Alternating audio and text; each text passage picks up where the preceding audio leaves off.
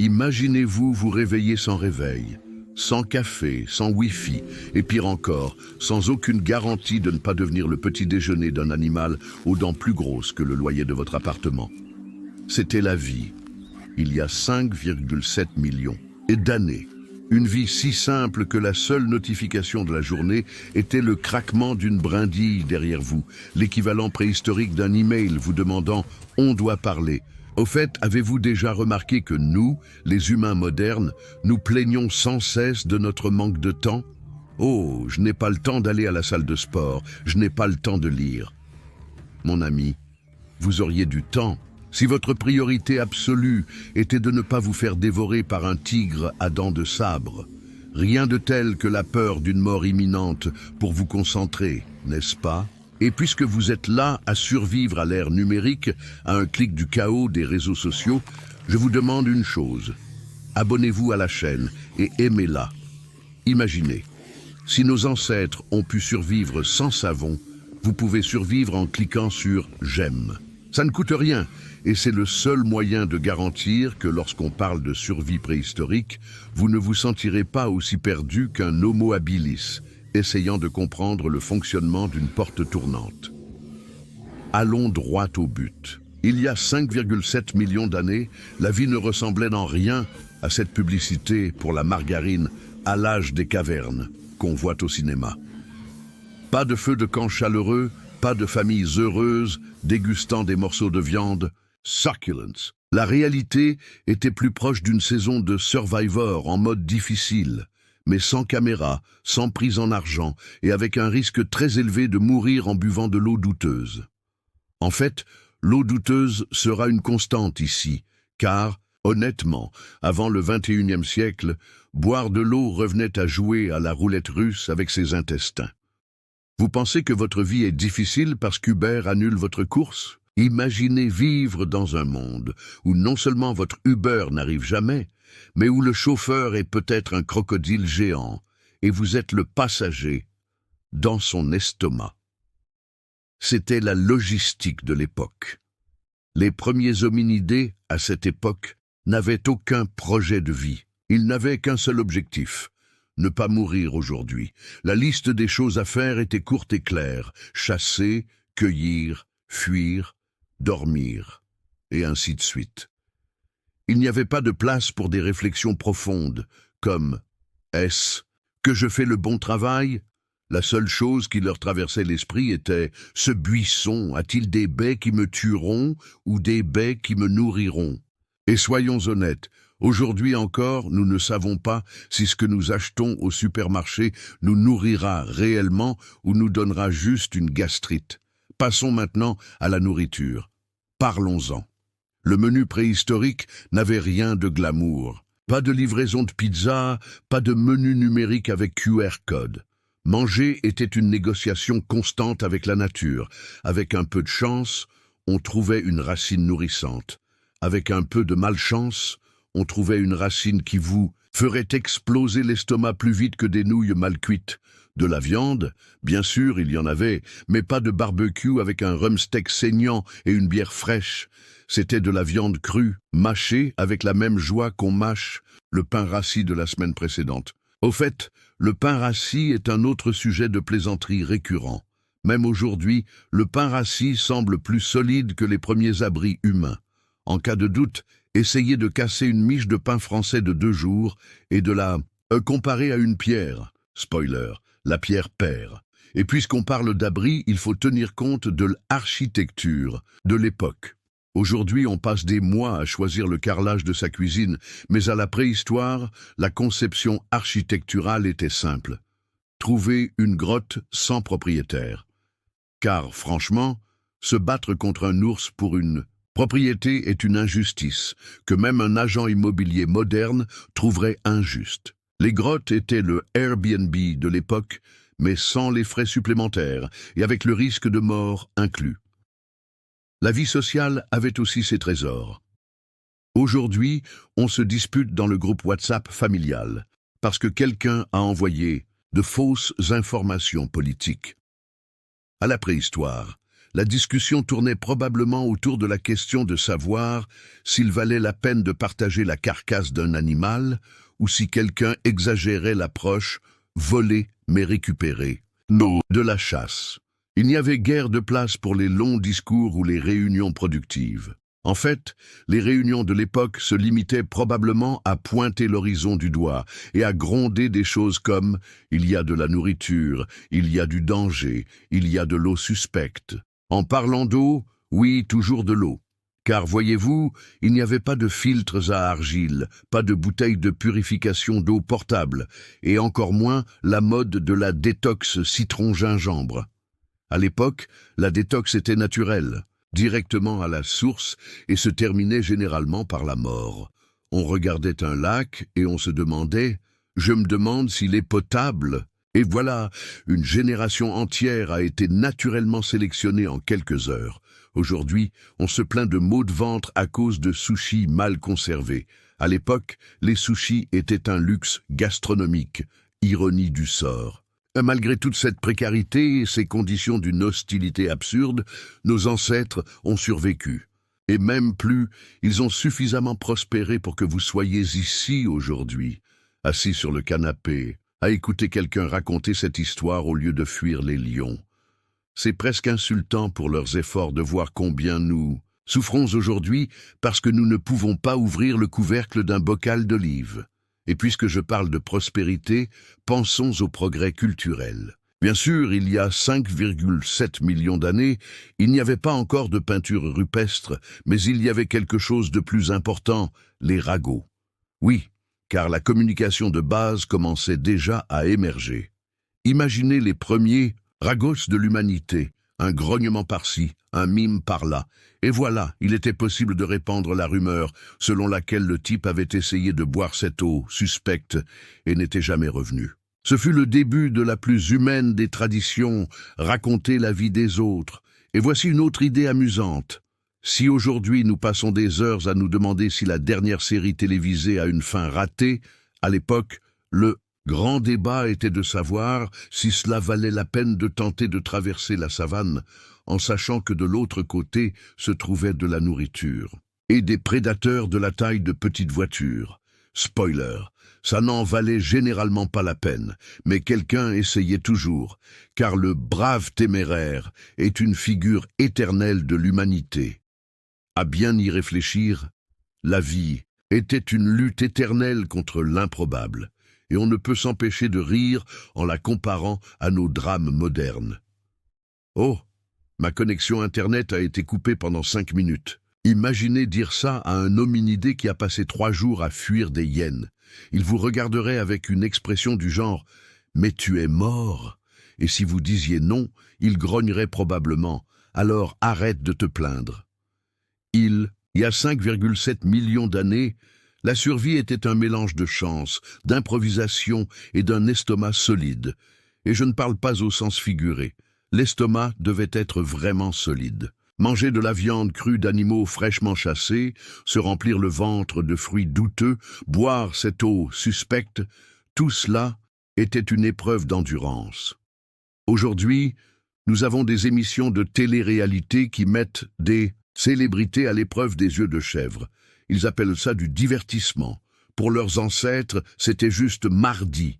Et en parlant de mardi, il n'y avait pas de calendrier organisé, pas de long week-end, pas de vendredi heureux. Chaque jour était exactement pareil, se réveiller, s'enfuir, manger tout ce qu'on peut, mal dormir, se réveiller. Vous vous plaignez du lundi ? Aucun hominidé ne comprendrait le concept. Il n'avait ni lundi, ni samedi, ni Netflix. Il n'avait que la survie crue et difficile, et bien sûr, un pain de misère. Et c'est là tout l'émerveillement. Entre la fuite des prédateurs et le risque de leur vie en mangeant des aliments douteux, ces gens ont progressivement posé les bases de ce qui nous a amenés ici. Une longue série de choix, de coïncidences et d'ironies qui a commencé par une simple décision. Cette eau suspecte, dois-je la boire ou non? Vous avez sans doute remarqué qu'à l'époque, survivre n'était pas vraiment une leçon de planification stratégique. Il n'y avait pas de tableurs Excel, pas de feuilles de route trimestrielles. et encore moins de coaching motivationnel vous incitant à croire en vos rêves. Le rêve, à l'époque, c'était littéralement de se réveiller en vie le lendemain. Mais voilà la beauté. Même sans MBA, conférencier sur scène ou application de productivité, ils ont trouvé le moyen de survivre. Et soyons francs, s'ils y sont parvenus dans un monde où même boire de l'eau était un acte de foi, nous n'avons pas vraiment d'excuses pour nous perdre à essayer d'établir une routine matinale incluant yoga, café sans gluten et podcast de concentration. Imaginez la scène. L'aube se lève. Pas de réveil diffusant de la musique pop, pas de lumière artificielle pour tromper l'horloge biologique. Le réveil, c'était le froid, la luminosité ou le bruit d'un animal géant qui courait à proximité. Rien de tel que de se réveiller, déjà alerte, en sueur froide, avant même de boire son café. Et bien sûr, le café n'existait pas. Imaginez, l'humanité n'a découvert le café que des millions d'années plus tard. C'est une injustice historique. On se plaint quand la machine à café met 5 minutes à infuser, mais elle a passé des siècles entiers sans une seule gorgée de caféine.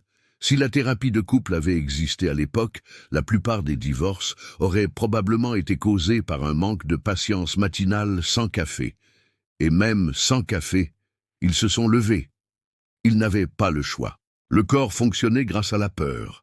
Et la peur est un puissant énergisant naturel. Le problème, c'est que la peur augmentait aussi le risque de courir si vite que l'on trébuchait sur des racines, tombait dans des trous ou se précipitait simplement dans la mauvaise direction et se retrouvait nez à nez avec un prédateur. C'est parce que Google Maps n'existait pas encore pour vous dire « marchez 500 mètres et tournez à gauche si le tigre vous le permet ». Dans cette routine, ce que nous appelons aujourd'hui exercice physique était tout simplement la vie. Le crossfit, c'était ça, la vie en cross. Porter des pierres, traîner des carcasses, courir des kilomètres sur des terrains accidentés. Tout cela sans coach personnel ni playlist motivante. D'ailleurs, si les salles de sport avaient existé à l'époque, la publicité aurait été assez simple. Envie de se remettre en forme. Allez dans la savane, fuyez les lions, et si vous survivez, félicitations, vous aurez gagné de nouveaux triceps. La grande astuce du fitness préhistorique était qu'on ne restait en forme que si on n'était pas mangé avant. Pendant ce temps, la quête de nourriture continuait. La chasse n'était pas une activité glamour, avec des lances acérées et des stratégies astucieuses. C'était beaucoup plus improvisé, beaucoup plus chaotique, beaucoup plus « on verra bien ce qui se passe ». Si aujourd'hui nous publions une photo de notre assiette sur Instagram pour vanter notre déjeuner, à l'époque, la vantardise consistait à rapporter un morceau d'un animal qui ne nous avait pas tués au passage. Et les félicitations que l'on recevait n'étaient pas des j'aime. On ne mourait tout simplement pas de faim ce jour-là. D'ailleurs, voyez l'ironie. Nous vivons à une époque où les régimes sont un choix. Certains décident de réduire les glucides, le sucre, le gluten, tout, comme si la vie était un éternel défi. Voyons voir qui souffre le plus au supermarché. Les hommes préhistoriques n'avaient pas de telles fioritures. Leur régime était simple. Si on en a, on en mange. Sinon, on meurt. Aucun nutritionniste sain d'esprit ne pourrait condamner une telle objectivité. Et quand on parle de nourriture, il ne faut pas oublier que le partage était un sujet délicat. Imaginez un dîner de famille aujourd'hui. Quelqu'un arrive en retard, l'autre a mangé la dernière part de pizza et une bagarre éclate. Imaginez maintenant le même drame. Sauf qu'au lieu d'une pizza, il s'agissait d'un morceau de viande crue provenant d'un animal chassé au péril de sa vie. La bagarre ne s'est pas terminée par un claquement de porte, mais par des cris, des coups et, dans certains cas, même la mort. La coexistence n'était pas simple. Et si vous pensez que l'humanité a évolué à cet égard, souvenez-vous de notre agressivité lorsque quelqu'un prend le dernier pilon de poulet lors d'une fête. Pendant ce temps, le logement restait un problème central. Il n'y avait pas d'agents immobiliers, pas de prêts hypothécaires à 30 ans. Il n'y avait que des grottes, des arbres, des ravins. Et bien sûr, le risque omniprésent que sa maison soit déjà occupée. Personne n'aimait être surpris par un ours grincheux dans une grotte, mais c'était un peu l'équivalent préhistorique d'ouvrir la porte des toilettes d'un centre commercial et de découvrir que quelqu'un était déjà à l'intérieur. Sauf que dans ce cas précis, la conséquence n'était pas seulement la honte, mais une mort brutale. Et comme si se mettre à l'abri n'était pas déjà assez difficile, il y avait la météo. Pas de manteau, pas de couverture, pas de climatisation. C'était la chaleur torride du jour et le froid mordant de la nuit, tout cela à la fois. Vous pensez que quitter la maison en été et sentir cette haleine chaude sur le visage est déjà assez pénible? Eh bien, imaginez cette chaleur sans crème solaire, sans climatisation dans la voiture, sans douche froide pour vous rafraîchir. Maintenant, avance rapide jusqu'à la nuit. Un froid mortel, pas de couverture, pas de Netflix avec le chauffage allumé. Juste votre corps qui essaie de ne pas geler. L'humanité a été forgée dans l'extrême, et c'est presque drôle de penser qu'aujourd'hui, un vent plus fort nous fait courir chercher nos manteaux. Au milieu de ce paysage brutal, la communication s'est développée par à-coups. Ce n'était ni de la poésie, ni des discours inspirants. C'étaient des sons gutturaux, des gestes exagérés et des visages étranges. Le premier orateur de l'humanité fut probablement un homme essayant de convaincre les autres que la brousse n'était pas sûre, ou peut-être quelqu'un se plaignant que son ami buvait toujours plus d'eau suspecte qu'il n'en partageait.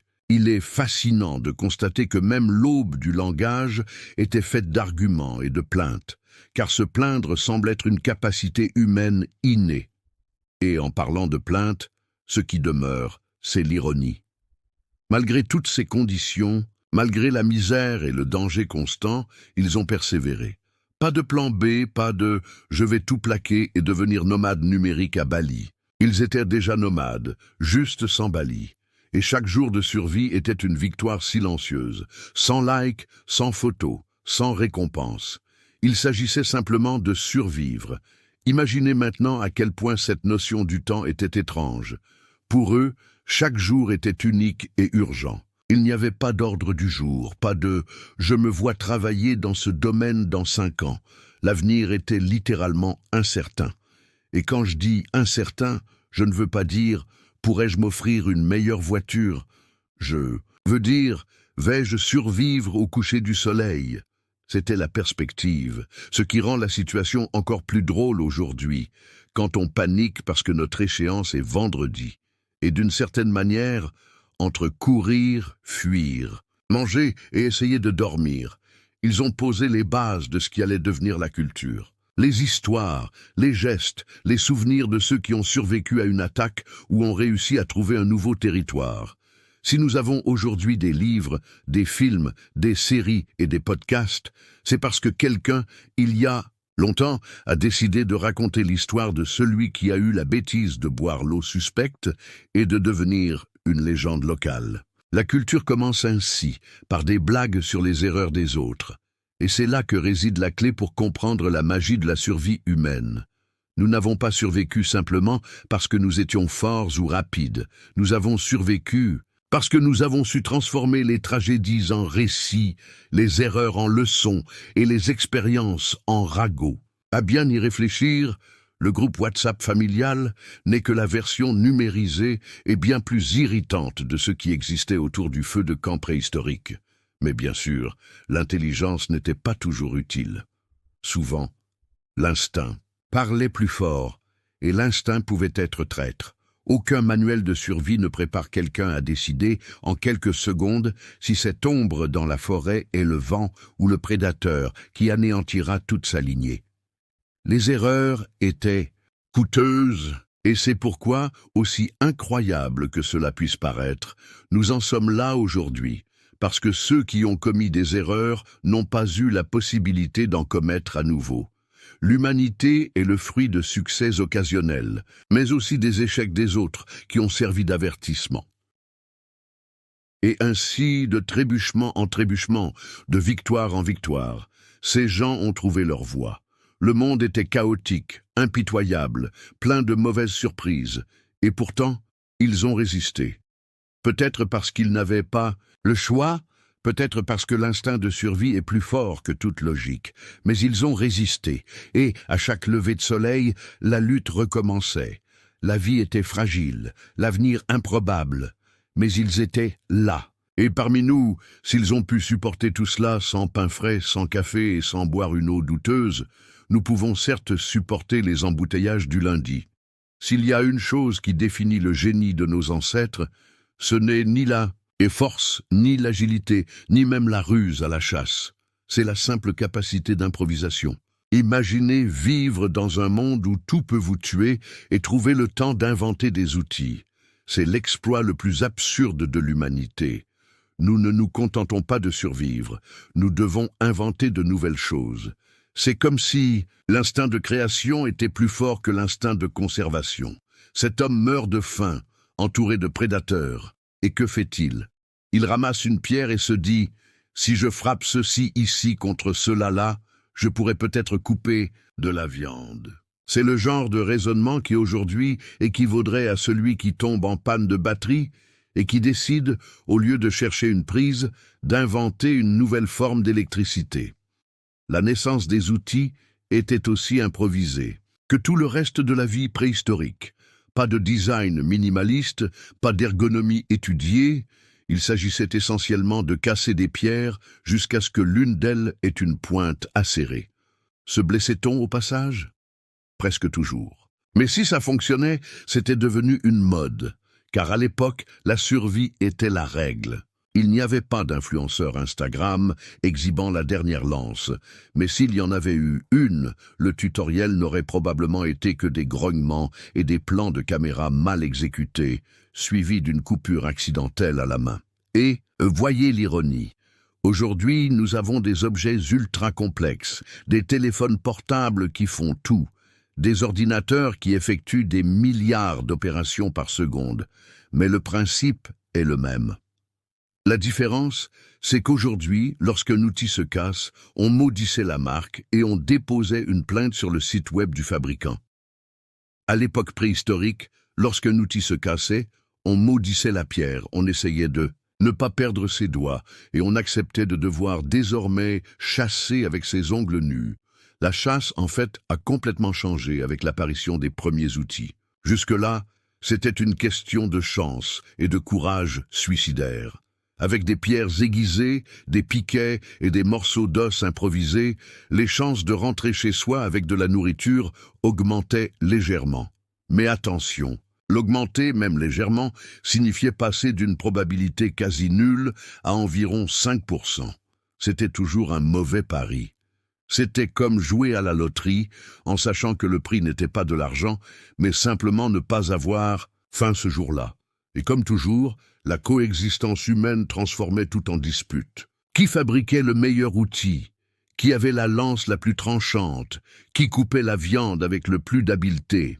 Car bien sûr, la vanité n'a pas été inventée au XXIe siècle.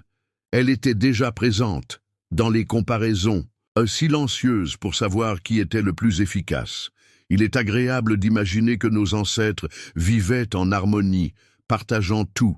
Mais soyons honnêtes, si aujourd'hui nous avons des disputes entre voisins à propos du bruit, imaginez l'ampleur des disputes pour savoir qui a abîmé la pointe de la lance de la communauté. Pendant ce temps, la cueillette restait essentielle à la survie. Les femmes étaient souvent chargées de cueillir fruits, racines et graines. Oui, tandis que les hommes jouaient aux héros qui pourraient ne jamais revenir, quelqu'un devait veiller à ce qu'il y ait quelque chose de plus sûr à manger. L'équilibre était parfait. Certains pariaient sur le risque mortel, d'autres sur la probabilité de ne pas mourir d'une intoxication alimentaire. Et bien sûr, même dans ce cas, le risque de choisir le mauvais fruit était élevé. La frontière entre délices nutritifs et poison mortel était aussi mince que du papier. En fait, elle l'était encore plus, car le papier n'existait même pas. Et comme si l'incertitude quant à ce qui était comestible ne suffisait pas, un autre facteur s'ajoutait, la concurrence avec les animaux. Les mêmes arbustes et arbres qui offraient des fruits aux humains étaient également recherchés par les oiseaux, les singes et toute autre créature agile. C'est comme aller à l'épicerie et découvrir que les meilleurs produits ont déjà était pris. Sauf que dans ce cas précis, le client arrivé en premier était peut-être un babouin agressif, prêt à vous mordre. La file d'attente au supermarché de la savane n'était pas vraiment civilisée. Ce genre de dispute met en lumière une autre vérité dérangeante. Les humains n'ont jamais été les maîtres de la nature. Nous avons simplement appris à la gérer. Pendant des millions d'années, nous étions le casse-croûte et non le prédateur. Être au sommet de la chaîne alimentaire est un luxe récent. À l'époque, le sommet était occupé par des lions, des hyènes, des crocodiles et des oiseaux géants. Et nous n'étions qu'un dessert facile, principalement parce que nous persistions à boire cette eau suspecte. En fait, c'est impressionnant de voir à quel point l'eau imprègne l'histoire. C'est toujours la même tragédie. La soif est incontrôlable. On regarde une rivière et on se dit « si je bois, je mourrai. Si je ne bois pas, je mourrai aussi ». C'était un dilemme insoluble. Si la philosophie avait existé à l'époque, la grande question n'aurait pas été « qui sommes-nous ou d'où venons-nous ?» Elle aurait été « cette eau me tuera-t-elle plus vite que son absence ?» C'était la véritable version préhistorique du dilemme existentiel. Et, tandis que les adultes s'inquiétaient de ne pas mourir, les enfants, eh bien, c'étaient des enfants. Et comme tous les enfants, ils aimaient probablement jouer avec tout ce qu'ils ne pouvaient pas. Il est curieux de penser qu'il y a 5,7 millions d'années déjà, les parents devaient crier « lâche cette pierre » ou « ne mets pas ça dans ta bouche ». Les enfants sont universels, quelle que soit l'époque. Et c'est peut-être l'un des grands secrets de la survie, même au milieu du chaos. La génération suivante a persisté à jouer, à rire et à inventer. C'est peut-être ce qui a permis à l'espèce de survivre, l'obstination des enfants, à transformer même le danger en plaisir. Mais ne vous y trompez pas, l'enfance n'était pas une question de protection. Il n'y avait ni école, ni récréation, ni jeux vidéo. Il n'y avait que l'apprentissage pratique, souvent dangereux. Si aujourd'hui on apprend à un enfant à traverser la rue en regardant des deux côtés, à l'époque, on lui enseignait accourez dès que vous entendez un rugissement, d'où qu'il vienne. Et bien sûr, ceux qui n'apprenaient pas assez vite ne survivaient tout simplement pas. La sélection naturelle n'était pas une rumeur, c'était un constat, un quotidien. Et c'est à ce moment-là que nous réalisons quelque chose d'important. La survie ne dépendait pas uniquement de l'individu, mais du groupe. Aussi tentant soit-il d'imaginer les êtres humains comme des héros solitaires luttant contre le monde, la réalité était tout autre. Seuls, nous étions des proies faciles. En groupe, nous avions une chance. Même minime, elle restait une chance. Et c'est peut-être pour cela que le sens de la communauté est toujours ancré aujourd'hui. C'est instinctif. Nous nous plaignons des autres, nous nous disputons, nous maudissons, mais nous ne pouvons pas vivre isolés. Cela remonte à des millions d'années, quand même partager du pain rassis valait mieux que d'affronter la mort seul. Et le pain rassis, bien sûr, redevient un symbole éternel. Si la pré-boulangerie avait existé à l'époque, la spécialité aurait été un pain à la fois comestible et utilisable pour casser des noix. La polyvalence était primordiale. Il est même amusant d'imaginer nos ancêtres regardant ce morceau desséché et pensant « on ne peut pas le mâcher, mais on pourrait tuer quelqu'un avec ». L'humanité a toujours su tirer le meilleur parti de ses possibilités. De tout cela, il ne reste que le portrait d'une vie sans glamour, sans illusion romantique. Survivre était synonyme de sueur, d'improvisation, de douleur et avec un peu de chance de rire. Car même là, même entouré de menaces, il y avait des moments de joie. Peut-être était-ce une chasse réussie, peut-être un fruit sucré, trouvé par hasard, peut-être simplement le soulagement d'être encore en vie après une journée entière. Et de ces instants, peut-être a-t-il émergé quelque chose qui nous définit encore aujourd'hui, la capacité à célébrer ne serait-ce qu'un instant au milieu du chaos. Et si vous trouvez cela beau, méfiez-vous, ce n'est pas de la poésie facile, mais la pure ironie de la vie, car ces mêmes personnes qui célébraient un petit triomphe savaient que, le lendemain, tout recommencerait. Le cycle ne s'est jamais arrêté. Et au final, c'est peut-être la plus grande blague de l'histoire. Alors qu'aujourd'hui nous parlons de but de vie et de épanouissement personnel, nos ancêtres cherchaient simplement à ne pas devenir des statistiques de mortalité. Et pourtant, sans but précis, sans philosophie, sans méditation guidée, ils ont posé les fondations de tout. Pensez-y la prochaine fois que votre vie vous semblera difficile. Vous avez un lit, du café, de l'eau filtrée. C'est peut-être difficile, mais ce n'est pas du pain dur. Et entre nous, si l'humanité a survécu à ce chaos primordial, vous pouvez survivre à une panne de Wi-Fi pendant que vous regardez votre série préférée. Vous pensez peut-être aujourd'hui que la vie préhistorique n'était que misère, sueur et malchance. Et pour l'essentiel, c'était le cas. Pourtant, force est de constater qu'au milieu de tout ce chaos, quelque chose est né qui allait devenir la marque de fabrique de l'humanité, la créativité. Mais il ne s'agit pas d'art, de musique ou de littérature. Il s'agit d'une créativité désespérée, celle qui surgit lorsqu'on regarde un rocher et qu'on se dit « soit ça devient une arme, soit je deviens de la nourriture ». C'est cette même énergie créatrice qui pousse aujourd'hui quelqu'un à regarder des nouilles ramen crues et à penser qu'il peut improviser un dîner digne d'un restaurant. C'est une invention de dernier recours, pas un luxe. Et bien sûr, cette créativité ne se limitait pas aux outils. Elle s'étendait aux stratégies de survie. Par exemple, la répartition des tâches. Cela paraît évident. Mais imaginez la première fois que quelqu'un a compris que tout le monde ne pouvait pas chasser les animaux en même temps. Quelqu'un devait surveiller les enfants, un autre ramasser les fruits, et un autre encore veiller à ce qu'aucun prédateur n'arrive à l'improviste. Cette simple notion de « chacun fait son truc » était, en substance, la première forme d'organisation sociale. Pas de réunion, pas de compte rendu, pas de PowerPoint. C'était pratique, direct. Soit ça fonctionnait, soit tout le monde mourait.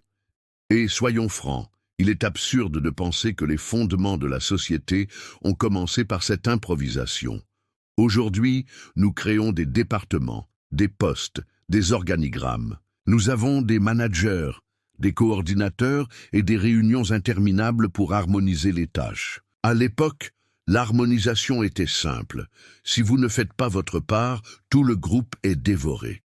Il n'y avait pas besoin de feedback à 360 degrés, pas besoin d'évaluation de performance. Les conséquences étaient immédiates et définitives. Mais l'ironie est que, même dans ce scénario, des conflits internes ont surgi. Car là où il y a des humains, il y a des combats. Il peut s'agir de territoire, de nourriture, d'eau suspecte, ou simplement d'orgueil. Il est impossible d'imaginer un groupe d'hominidés vivant ensemble, sans que, à un moment donné, quelqu'un décide que sa lance était plus efficace, ou que le fruit qu'il a trouvé était meilleur. C'est le même instinct qui pousse aujourd'hui quelqu'un à se vanter d'avoir le téléphone portable le plus récent. La vanité est un fossile qui n'a jamais disparu. Et puisqu'on parle de vanité, impossible de ne pas imaginer à quoi ressemblait la mode. À cette époque, il n'y avait ni tissu ni couture, mais des peaux de bêtes. La première personne à porter de la peau le faisait probablement non seulement pour se protéger du froid, mais aussi pour se mettre en valeur. Cet air de « regarde, j'ai survécu à l'animal que tu n'as pas pu survivre ». Il est amusant de constater que même les vêtements qui auraient dû être simplement utilitaires étaient déjà prestigieux. La préhistoire a vu le premier défilé de mode, sauf qu'au lieu d'un tapis rouge, c'était de la boue. Et au lieu de flash, c'étaient des oiseaux géants qui volaient au-dessus de nos têtes, attendant des charognes. Et si la mode était déjà source de différenciation, imaginez la notion de territoire. Même trouver un endroit où dormir devenait une bataille. Une bonne grotte était comme un appartement bien situé. Il y avait toujours quelqu'un intéressé. Et, comme nous l'avons vu, le contrat de location à l'époque était simple. Quiconque y survivait restait. Le problème, c'est que l'expulsion était généralement punie. Aujourd'hui, nous nous plaignons des charges de copropriété. Ils se plaignaient des ours. C'est le genre d'amélioration qui rend la vie moderne confortable. Maintenant, réfléchissons à notre relation avec les autres animaux. Aujourd'hui, nous avons domestiqué chiens, chats, chevaux et vaches. Mais à l'époque, chaque animal était un ennemi potentiel. Il n'existait pas d'ami fidèle, pas d'animal de compagnie. Si un animal s'approchait, la question était « Est-ce que celui-ci va me tuer ou puis-je le tuer en premier ?» L'affection n'existait pas.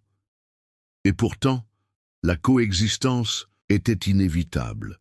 Humains et animaux partageaient les mêmes territoires, les mêmes sources d'eau suspectes, les mêmes arbres. Et dans cette coexistence forcée, l'observation s'est progressivement imposée. C'est en observant les animaux que les premiers humains ont appris des astuces de survie, ce qu'ils mangeaient, comment ils se défendaient, où ils allaient.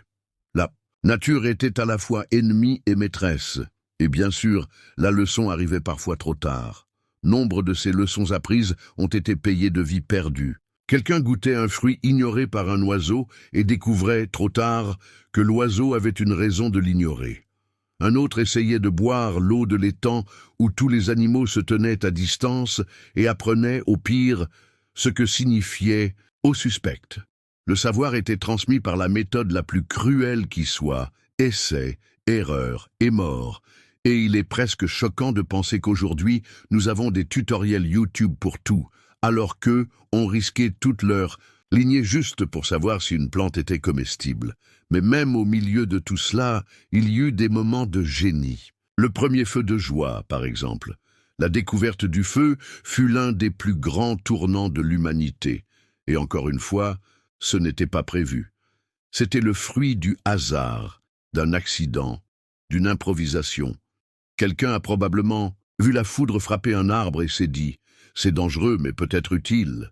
Et ainsi commença l'ère où l'homme cessa d'être une simple proie pour devenir quelque chose de plus. Car le feu n'était pas seulement chaleur et lumière. C'était une protection, une arme et même un moyen de cuisiner. Ce morceau de viande crue, coriace et gorgé de bactéries pouvait désormais être ramolli. Pas autant que du pain rassis, bien sûr, car il reste indestructible, mais c'était un progrès. Le feu a tout changé. Il a transformé notre rapport à la nuit, au froid, aux animaux. Il a aussi transformé les interactions humaines. S'asseoir autour d'un feu de camp n'était pas seulement une question de confort, mais le premier grand espace social. C'est là que les histoires ont commencé à prendre forme. C'est ainsi que sont nés les premiers récits de chasse. Les premières blagues sur quelqu'un qui trébuche en essayant d'échapper à un prédateur, les premiers commentaires sarcastiques sur quelqu'un qui s'obstine à boire la mauvaise eau. Ce fut le début de la culture orale, la tradition de partager non seulement ce qui se passe, mais aussi comment cela se passe. Le feu n'était pas seulement physique, il était symbolique et songeait à l'ironie. L'humanité a toujours été fascinée par la lumière. Aujourd'hui, nous vivons entourés d'écrans, de lampes, de néons, de panneaux publicitaires. Tout est illuminé. Mais à l'époque, la seule lumière, hormis le soleil, était le feu. Et pourtant, c'était suffisant. Suffisant pour réchauffer, pour guider, pour nourrir l'habitude de rassembler et de transformer les expériences en histoire. En un sens, ce cercle de feu fut le premier podcast uniquement en direct, sans coupure, sans montage, et avec un public toujours attentif. Car quitter en plein milieu de la diffusion pouvait signifier être dévoré. Et n'oublions pas que le feu comportait aussi des risques. Maîtriser un feu était aussi difficile que de gérer une réunion de copropriété aujourd'hui. Il suffisait d'un simple oubli pour que tout bascule dans le chaos. Les incendies ravageaient des zones entières, forçant les humains à se déplacer à nouveau. Le feu était à la fois ami et ennemi, bénédiction et malédiction, comme toutes les inventions humaines qui ont suivi. De la voiture à Internet, toutes nos inventions ont ce double effet. Le feu n'était que le premier exemple de notre génie chaotique. Et c'est là tout l'intérêt de regarder en arrière. Nous réalisons que l'humanité n'a jamais suivi un chemin linéaire, planifié et clair. Elle a toujours été faite d'embûches, d'improvisation, de chaos et, étonnamment, de résilience. À chaque défi, une solution de fortune. À chaque menace, une invention. Et même si la moitié des tentatives se terminait tragiquement, l'autre moitié a suffi à maintenir le cap. Il est presque émouvant de réaliser que notre plus grand héritage n'est pas la perfection, mais la persévérance obstinée. Et, bien sûr, au milieu de toute cette persistance, la vie sociale s'est complexifiée. Le feu a aussi apporté plus de temps pour socialiser, plus d'espace pour discuter, et qui dit socialisation dit ragot. Si auparavant, les ragots se limitaient à des gestes et des grognements, ils pouvaient désormais s'étendre autour du feu de camp. Et rien n'est plus humain que de dénigrer ceux qui n'étaient pas présents. La première conversation nocturne aurait peut-être ressemblé à ceci. « As-tu vu un tel essayer de chasser ? Il n'a même pas aperçu l'ombre de l'animal. » L'humanité a peut-être mis des millions d'années à inventer la roue, mais les ragots sont apparus pratiquement le même jour que le feu. C'est ce qui nous fait rire quand on regarde en arrière. La vie était misérable, dangereuse, courte, et pourtant, il y avait de la place pour la vanité, la dispute, l'humour. Malgré l'hostilité du monde, les humains trouvaient le moyen de rire, de se plaindre, de se comparer. Et ce trait de caractère a traversé les siècles jusqu'à nous atteindre. C'est pourquoi, même aujourd'hui, avec de l'eau filtrée, du pain frais et un feu contrôlé par les boutons de la cuisinière, nous nous disputons encore pour des choses ridicules.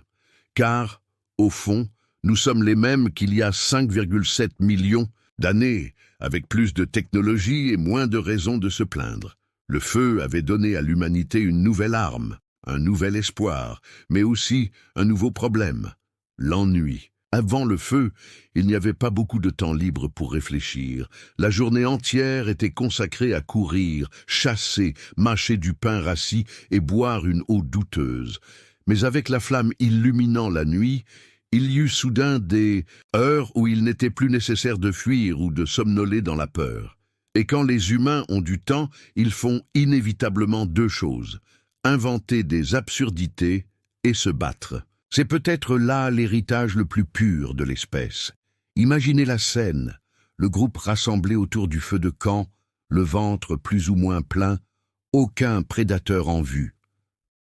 Le silence devrait être réconfortant, mais il ne dure jamais, longtemps entre humains. Bientôt, quelqu'un commence à raconter comment ils ont failli être dévorés par un lion, exagérant les détails, exagérant leur héroïsme. Un autre, bien sûr, l'interrompt pour dire que ce n'était rien de tel, qu'en fait, le héros est tombé seul et n'a survécu que parce qu'il a trébuché sur le côté droit. Et voilà la genèse du récit et de la contradiction, ce sport collectif, qui traverse les siècles pour atteindre les débats politiques d'aujourd'hui. Et le plus intéressant, c'est que ce temps supplémentaire autour du feu a permis une révolution encore plus grande, l'imagination. Soudain, il ne s'agissait plus seulement de raconter ce qui s'était passé, mais d'inventer ce qui aurait pu se passer. Les premiers récits mythiques ont émergé, les premières explications magiques aux phénomènes naturels. Le tonnerre. Je devais être un être géant frappant des casseroles et des poêles dans le ciel. La pluie, peut-être les larmes d'un esprit, l'imagination était le moyen le plus efficace de donner un sens à un monde incompréhensible. Et, à bien y réfléchir, c'est toujours le cas aujourd'hui. La différence, c'est qu'aujourd'hui, on parle de théorie du complot WhatsApp. Mais ne nous contentons pas de rire d'eux. Car soyons francs, si vous étiez dans une savane, sans Internet, sans science, avec rien d'autre que des ombres et des rugissements, vous trouveriez aussi n'importe quelle excuse pour expliquer ce qui s'est passé. L'imagination n'était pas seulement un divertissement, c'était aussi un outil de survie. Si croire que ce bruit étrange était un esprit gardait tout le monde en alerte, tant mieux. La peur collective était une forme primitive, d'alarme communautaire, et si cette peur était accompagnée d'histoires drôles, c'était encore mieux. Après tout, rire du danger est une tradition aussi vieille que le danger lui-même. Aujourd'hui, avec cette nouvelle ère sociale, un autre élément inévitable a émergé: les alliances. Jusque-là, la survie était purement pratique. Chasser, recueillir, fuir. Mais avec les heures passées autour du feu, les humains ont commencé à s'organiser de manière plus sophistiquée. Amitié, alliances, pactes informels. Et aussi trahison, jalousie, rancune. Pas de réseaux sociaux pour révéler les messages indirects, mais l'équivalent était là. Le silence forcé, le regard en coin, le morceau de viande nié dans la division. C'est le prototype de ce que l'on appelle aujourd'hui bloquer quelqu'un sur Instagram. Ces dynamiques de groupe étaient plus dangereuses qu'il n'y paraît. Des frictions internes pouvaient faire que, face à un prédateur, l'un refusait de l'aider, l'autre de fuir avec lui, ou encore l'autre l'abandonnait. Et il est fascinant de penser que le dilemme moral d'aider ou d'abandonner existait bien avant toute philosophie. La première grande question éthique de l'humanité fut probablement « Dois-je sauver mon compagnon ou dois-je courir seul pour augmenter mes chances ?» Spoiler. Le plus souvent, la course en solitaire l'emportait. Mais le souvenir de l'abandon persistait, et les histoires autour du feu tentaient de le transformer en leçon. Et en parlant de leçons, à chaque génération qui passait, les histoires devenaient plus complexes. Le groupe apprenait, transmettait et exagérait. L'erreur d'hier devenait le récit édifiant du lendemain. Et cette capacité à accumuler des connaissances collectives était le véritable super-pouvoir humain. Aucun animal n'y parvenait avec la même sophistication. Un lion pouvait apprendre à ses petits à chasser, mais il était incapable de raconter le jour épique où il avait échappé de justesse à un piège. Les humains, en revanche, étaient experts dans l'art de transformer de petites victoires en grandes épopées. L'exagération, après tout, est une autre des plus anciennes traditions de l'espèce. Et comme si cela ne suffisait pas, le feu a également engendré une nouvelle forme de rivalité. Qui pourrait le mieux maîtriser les flammes? Il n'existait pas de poste de chef des pompiers, mais il y avait du prestige. Celui qui savait entretenir la flamme était automatiquement plus respecté. Imaginez le pouvoir. Vous tenez un morceau de bois en feu, et tout le monde vous regarde comme si vous étiez un croisement entre un magicien et un super-héros. Il n'est pas difficile d'imaginer que cette compétence a créé les premiers véritables dirigeants. La politique est née de quelqu'un qui disait « Laissez-moi faire, je m'occupe du feu ». Et, bien sûr, ce pouvoir a engendré un problème, car il a suffi d'un seul oubli pour que le feu s'éteigne, et le prestige aussi, du héros à l'échec en quelques secondes. C'est une dynamique si moderne qu'elle en est presque comique. C'est comme lorsqu'un influenceur perd des abonnés parce qu'il a dit une bêtise. Le prestige est toujours instable, toujours basé sur une flamme qui peut s'éteindre à tout moment. Littéralement, dans ce cas précis. Mais il se passait quelque chose de plus profond. Autour du feu, partageant de la viande cuite, riant des histoires, l'humanité découvrait quelque chose qui allait tout changer, un sentiment d'identité. Ce n'était plus seulement moi contre le monde, c'était nous contre le monde. Ce petit mot, cet instinct de groupe soudé, était la clé de la survie à long terme. Non pas que la vanité et les querelles aient disparu, loin de là. Mais le feu a contribué à consolider l'idée qu'il valait mieux supporter ce groupe agaçant que de mourir seul dans l'obscurité. Et voici la délicieuse ironie. Nos ancêtres ont inventé la cohabitation forcée. Ce que nous appelons aujourd'hui mariage, famille ou groupe de travail. Personne n'en voulait, mais c'était nécessaire. Le feu de camp était le premier espace ouvert, avec tous ses avantages et ses inconvénients. Il y avait de la nourriture, de la chaleur, mais il y avait aussi cette personne qui ne se taisait jamais, cette personne qui n'aidait jamais, et celle qui se vantait toujours. L'humanité est née pour affronter les désagréments collectifs, et c'est peut-être pour cela que nous avons inventé la blague.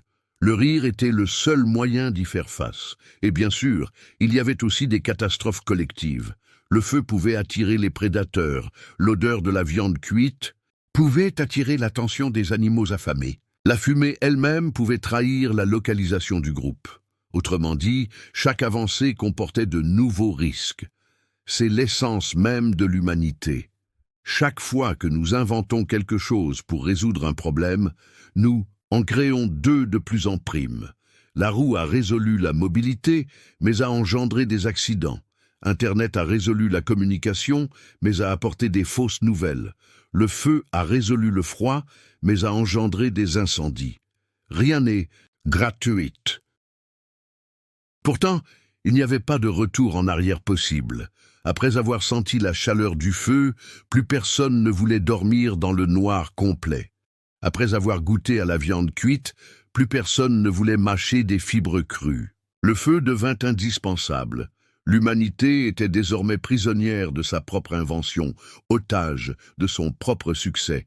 C'est étrange, comme cela résonne encore aujourd'hui. Nous achetons des gadgets, des applications et des technologies qui promettent de nous simplifier la vie, mais nous finissons par en dépendre.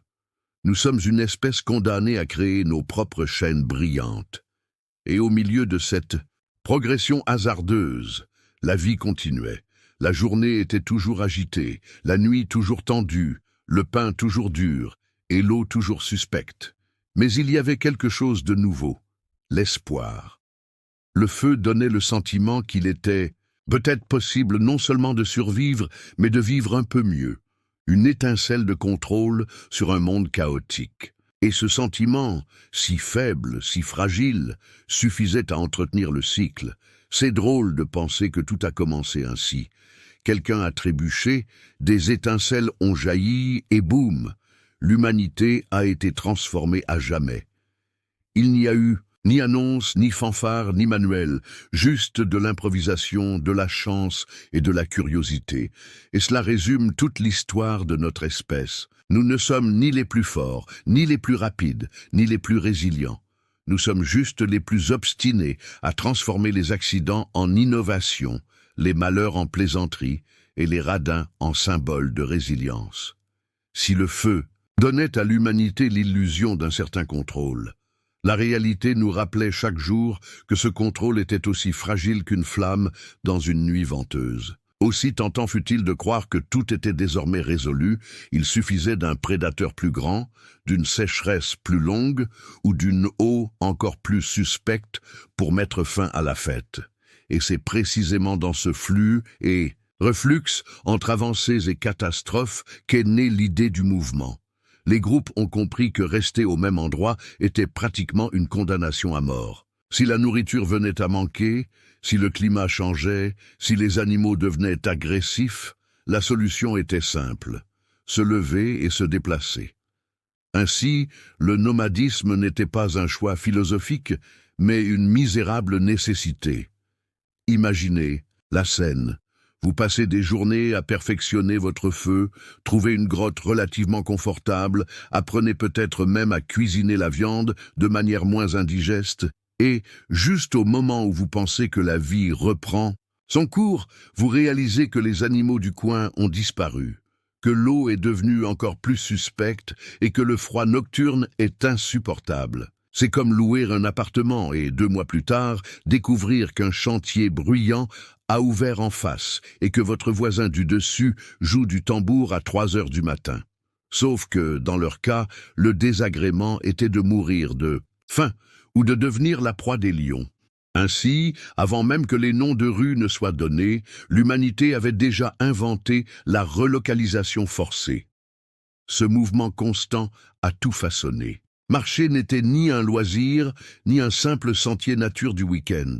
C'était l'essence même de la survie. Parcourir des kilomètres à la recherche de nourriture était aujourd'hui aussi courant qu'ouvrir son réfrigérateur pour chercher quelque chose, et lorsqu'on ne le trouve pas, y retourner 5 minutes plus tard comme s'il était apparu miraculeusement. La différence, c'est qu'à la préhistoire, le réfrigérateur ne se remplissait jamais inopinément. Il fallait le chercher et il fonctionnait généralement plus vite que soi. Et bien sûr, se déplacer en groupe n'était pas chose aisée. Imaginez des dizaines de personnes, enfants, personnes âgées, portant le peu qu'elles avaient, traversant un terrain hostile. Pas de valises à roulettes, pas de GPS, pas d'arrêt casse-croûte stratégique. On espérait seulement que, dans la vallée ou la forêt voisine, l'eau serait moins suspecte et que les animaux n'auraient pas encore compris que vous étiez la proie la plus lente de la planète. Et comme pour tout voyage en groupe, il y avait des plaintes. Car si vous trouvez les voyages en famille insupportables, avec des disputes à propos de musique en voiture, essayez de traverser une savane avec quelqu'un qui vous demande « Je suis fatigué, c'est combien de temps ?» Le drame enfantin est universel et intemporel, mais l'ironie est que ce nomadisme forcé s'est avéré être l'un des plus grands atouts de l'humanité. En se dispersant à la recherche de nouveaux territoires, les groupes ont commencé à s'adapter à différents environnements. Un climat plus froid ici, une végétation plus dense là, des animaux différents partout. Ce mouvement constant forçait le cerveau à apprendre, à observer et à improviser. Et sans s'en rendre compte, les humains entraînaient leur muscle le plus important, l'esprit. Ce n'était pas du crossfit physique, c'était du crossfit mental. Et soyons honnêtes, il n'y avait pas d'entraîneur personnel plus cruel que la nature elle-même. Bien sûr, chaque migration était aussi un festival de tragédie. Le groupe marchait, traversait des rivières, affrontait des tempêtes et perdait des êtres en chemin. Il n'y avait aucune assurance voyage, aucun retour garanti. Mais malgré cela, chaque pas en avant augmentait les chances de trouver quelque chose de nouveau. C'était comme un jeu de hasard sans fin, et à force de jouer, la chance finit par lui sourire. Une rivière plus propre, un champ plein de fruits, un territoire où les prédateurs étaient moins nombreux. Et, pendant quelques semaines, l'illusion de stabilité revint, jusqu'à ce qu'elle disparaisse à nouveau. Ce changement constant apportait aussi quelque chose d'inédit, les rencontres.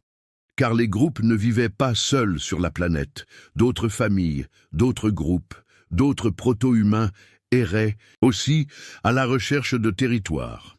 Et lorsque deux groupes se rencontraient, rien n'était prévisible. Cela pouvait être coopération, échange, voire amitié. Ou cela pouvait être violence, dispute, massacre. Le bonjour entre voisins n'apparaîtrait que des millions d'années plus tard. Là-bas, le premier contact était toujours tendu, et il est fascinant de constater que dès le début, l'humanité a oscillé entre hospitalité et hostilité. Nous sommes sociables, mais aussi méfiants. Nous sommes coopératifs, mais aussi envieux. La contradiction est inscrite dans notre ADN. Et inévitablement, ces rencontres ont engendré des brassages, échanges de coutumes, de techniques, de gènes. C'est ainsi que l'humanité a évolué, non pas de manière isolée, mais en conflit permanent. Chaque rencontre était une occasion d'apprendre ou de disparaître. Et à bien y réfléchir, peu de choses ont changé. Aujourd'hui encore, lorsque différentes cultures se rencontrent, nous sommes confrontés au même dilemme. Allons-nous nous entretuer ou partager des recettes, mais revenons à la routine quotidienne de ce mouvement. Manger sur le pouce n'était pas pratique du tout. Pas de barres de céréales, pas de snacks emballés. On mangeait ce qu'on trouvait en chemin. Une racine déterrée à la hâte, un morceau de viande rapporté de la dernière chasse, déjà un peu douteux. En fait, c'était l'ironie. La nourriture de voyage était presque toujours plus dangereuse que la nourriture locale. Mais l'estomac humain s'était habitué à supporter l'inimaginable. Et quand il n'y parvenait pas, eh bien, c'était une autre leçon apprise au prix d'un corps en moins. Et les nuits mouvantes? Dormir en plein air, sans feu, était presque une invitation à se faire dévorer. Mais garder le feu allumé en permanence était aussi risqué, car cela pouvait attirer des créatures indésirables.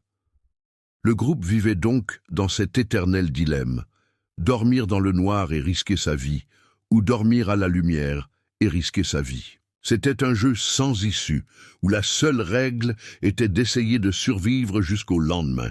Et, étonnamment, cela a fonctionné. Le fait que nous soyons ici en est la preuve. Et au milieu de toute cette misère, il y eut aussi des moments de beauté, un panorama inattendu, un coucher de soleil en territoire inconnu, une rivière scintillant sous la lune. On pourrait imaginer que même à ce moment-là, au plus fort de la survie, il y avait du temps pour la contemplation.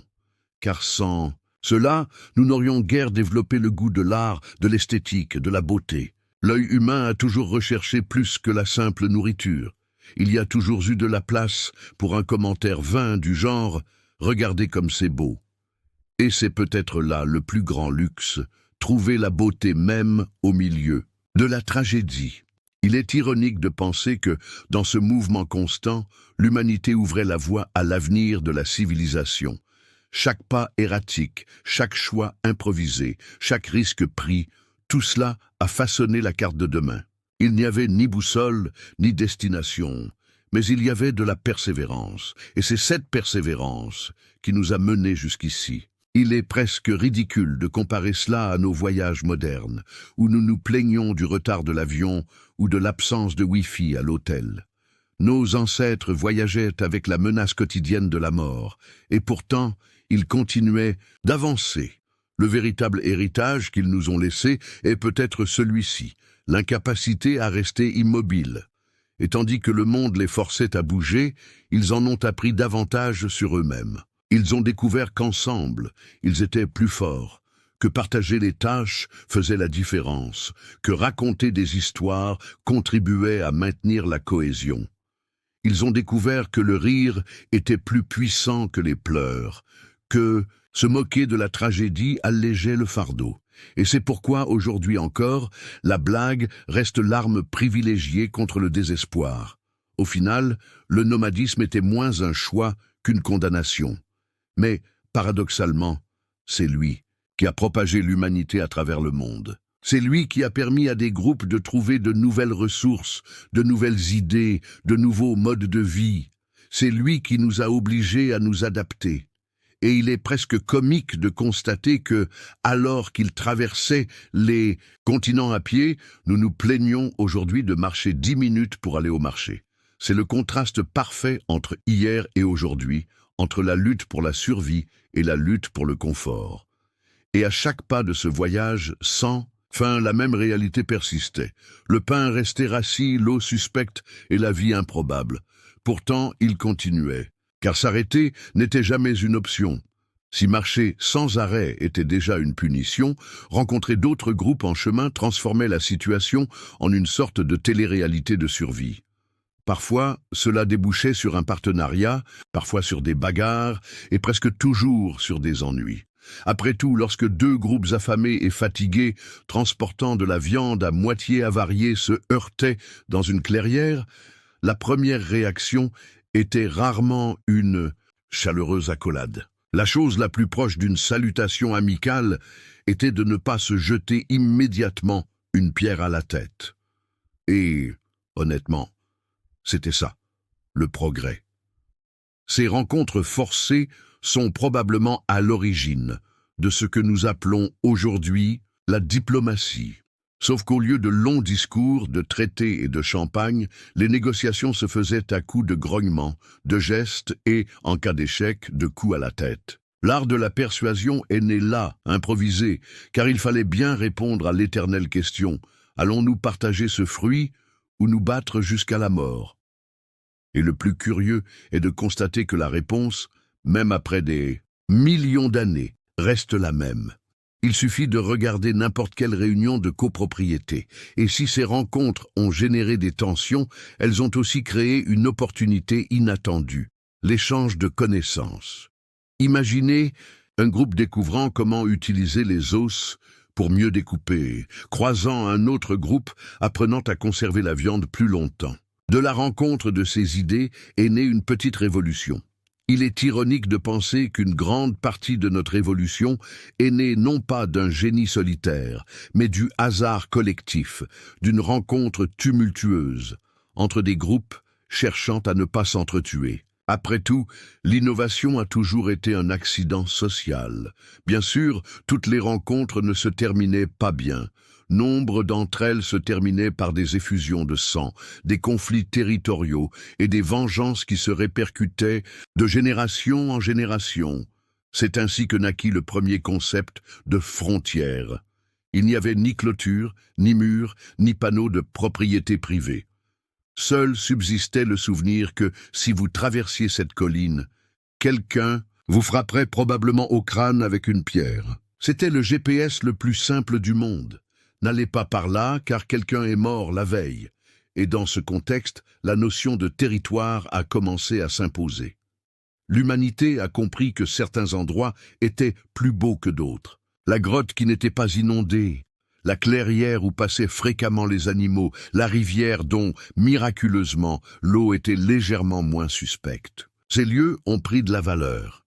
Et comme toute chose de valeur, ils sont vite devenus une source de conflit. Si aujourd'hui on se dispute des propriétés dans les quartiers huppés, autrefois on se disputait des grottes qui ne sentaient pas la mort. Le principe est exactement le même. Seule la gestion immobilière a changé. Et bien sûr, plus le groupe était grand, plus le chaos était grand. Vivre en petits groupes était déjà compliqué. En groupe plus grand, le chaos était pratiquement garanti. Plus de bouches à nourrir, plus d'égos à gérer, plus de personnes avec qui être en désaccord. Mais aussi plus de protection, plus de force collective. C'était l'éternel équilibre entre l'inconfort de la coexistence et les bienfaits de l'unité.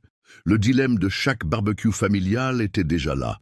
On s'irrite ensemble, mais seul, c'était pire. Et dans cet environnement de rivalité, les premiers leaders émergèrent.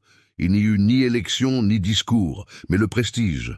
Les plus forts, les plus habiles, les plus chanceux au maniement du feu ou de la lance finirent par être respectés, ou du moins craints. Et c'est là que réside la première plaisanterie de la politique. Le leadership ne fut jamais seulement une question de compétence, mais aussi de propagande.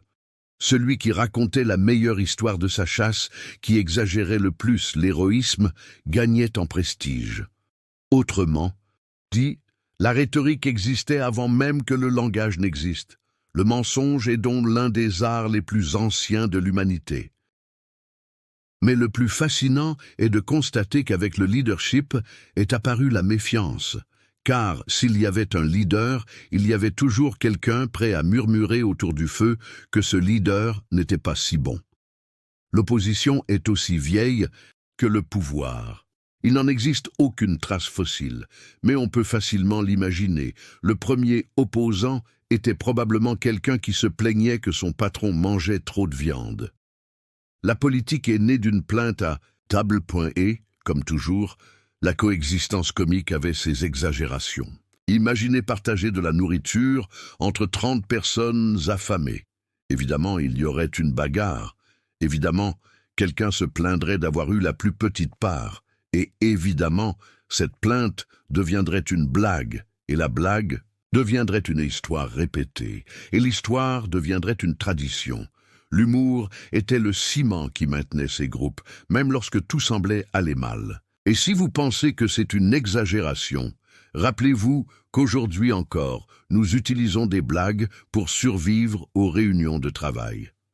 L'ironie cruelle est que plus les groupes s'organisaient, plus les problèmes devenaient complexes. Il ne s'agissait plus seulement de chasser et de fuir, il s'agissait désormais de diviser le territoire, de négocier des alliances, d'entretenir le feu et d'organiser les responsabilités. La complexité sociale s'est intensifiée comme une avalanche. Le monde restait hostile, mais l'humanité inventait désormais ses propres maux de tête. Si aujourd'hui nous nous plaignons de la bureaucratie, rappelons-nous qu'elle a commencé le jour où quelqu'un a dit « Attendez, qui va rapporter la viande à la caverne ?» Et cette organisation, aussi précaire fut-elle, ouvrit la voie à quelque chose qui allait changer l'espèce à jamais. La coopération à grande échelle. Il ne s'agissait pas seulement de survivre seul, ni de survivre en famille, mais de survivre en communauté. Et la communauté implique des règles, même implicites. Qui chassait, qui cueillait, qui entretenait le feu, qui montait la garde. C'était un équilibre instable, mais un équilibre quand même. Et nous revenons ici au détail le plus comique. Au milieu de toute cette structure improvisée, le pain restait rassis et l'eau suspecte. Car malgré la sophistication croissante de la société, les problèmes fondamentaux restaient les mêmes. Le luxe d'une vie organisée n'incluait toujours pas le confort réel. Fondamentalement, l'humanité tournait en rond. Se battre, s'organiser, rire, faire des erreurs, recommencer. Et ce cycle répétitif est peut-être la définition la plus honnête de notre histoire. Et quand on pense à ces premiers territoires disputés, impossible de ne pas établir un parallèle avec le présent, Aujourd'hui, on appelle cela de la géopolitique. Nous avons des cartes, des traités, des armées, des discours. Mais fondamentalement, c'est toujours la même chose. Des peuples se disputent des territoires qu'ils croient vitaux. La différence, c'est qu'au lieu de bâtons et de pierres, nous utilisons des armes nucléaires. L'évolution n'est qu'une modification de la taille de l'explosion. Au final, chaque rencontre, chaque dispute, chaque petite victoire ou défaite façonnait l'espèce. Petit à petit, l'humanité cessa d'être un simple animal cherchant à survivre pour devenir un animal cherchant à dominer. Nous ne possédions toujours rien, nous étions encore faibles face à la nature, mais il y avait déjà un parfum d'arrogance, un timide sentiment que peut-être nous n'étions pas que des proies. Cette illusion de grandeur qui ne ferait que grandir avec le temps, commença là, autour du feu, dans les blagues mal racontées, dans les luttes de territoire, dans la méfiance envers nos dirigeants, et à y regarder de plus près, rien n'a changé. Nous continuons de migrer, de nous battre pour l'espace, de nous plaindre de nos dirigeants, d'inventer des histoires pour donner un sens au chaos. Nous restons entourés de radins, au sens propre comme au sens figuré. Et l'eau? Eh bien, nous la regardons toujours avec suspicion, sauf que maintenant nous la qualifions de qualité du robinet douteuse. La seule différence, c'est qu'aujourd'hui nous avons des filtres et des canalisations, mais au fond, la paranoïa est la même. L'humanité, à ce moment-là, n'était encore qu'une ébauche de ce qu'elle deviendrait. Mais l'ébauche était déjà claire, un mélange d'obstination, de vanité, d'improvisation et d'ironie. Le monde les mettait à l'épreuve à chaque instant, et ils répondaient par des bricolages et des rires. C'est pourquoi nous avons survécu, non pas parce que nous étions les plus forts, mais parce que nous pouvions transformer même la tragédie en plaisanterie autour d'un feu de camp. Lorsque des groupes commencèrent à s'installer à certains endroits pour un temps plus long, ou du moins à y passer plus de temps avant de repartir précipitamment, émergea quelque chose qui allait profondément changer notre vision de l'humanité. L'idée que le monde était bien plus que de la viande, de l'eau douteuse et du pain rassis. Non, ce n'était ni de la philosophie, ni de la poésie, c'était de la superstition, car quand on ne comprend rien à ce qui nous entoure, l'imagination est le seul outil disponible. Et s'il était déjà difficile d'expliquer pourquoi le pain rassissait toujours le lendemain, imaginez expliquer pourquoi le ciel grondait sans prévenir. La spiritualité a probablement commencé avec la peur. Et la peur est une chose que les humains ont toujours eue en réserve. La foudre, des esprits en colère, un volcan, une entité crachant de la rage, un enfant qui n'arrêtait pas de pleurer la nuit, une malédiction, sans aucun doute. Si, aujourd'hui, nous accusons l'inflation, la politique ou la malchance, à la préhistoire, la réponse était toujours la même. Des forces invisibles nous trahissent. Et, curieusement, cette explication s'appliquait à tout. Elle était universelle. Et d'une certaine manière réconfortante. La naissance du rituel était inévitable. Si des forces invisibles contrôlent tout, il faut leur faire plaisir. Et faire plaisir, à l'époque, ne signifiait pas écrire un gentil message de remerciement ou un livre de développement personnel. Cela signifiait crier, danser, taper sur des objets et souvent offrir de la nourriture. Le plus ironique, c'est que, le plus souvent, la nourriture offerte était précisément ce dont le groupe avait le plus besoin. Autrement dit, la spiritualité a commencé comme un gaspillage collectif. S'il y avait des sceptiques à l'époque, ils étaient probablement assis dans un coin à grommeler. Super, on a donné le dernier morceau de viande à l'esprit de la tempête. Maintenant, on va tous mourir de faim. Mais ce rituel avait un objectif crucial. Il créait de la cohésion. Même s'il était inutile en pratique, il servait à unir le groupe, à donner le sentiment de maîtriser le chaos. C'était une forme primitive de thérapie de groupe, sauf qu'au lieu de s'allonger sur le canapé, on se peignait le corps debout. On dansait nu autour du feu, en croyant que cela rendrait l'hiver moins cruel. Et, soyons francs, cela fonctionne. Et toujours aujourd'hui. pas nécessairement pour contrôler la météo, mais pour donner aux gens l'illusion qu'ils ne sont pas seuls dans cette tragédie.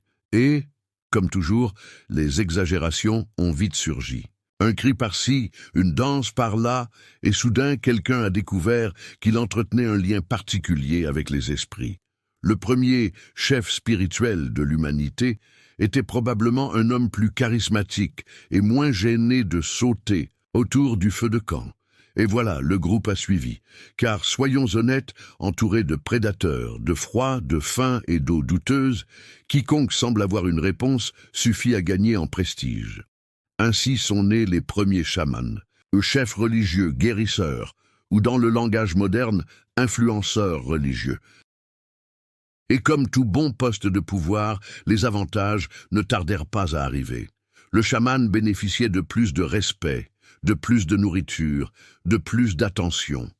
Après tout, il était le porte-parole des esprits.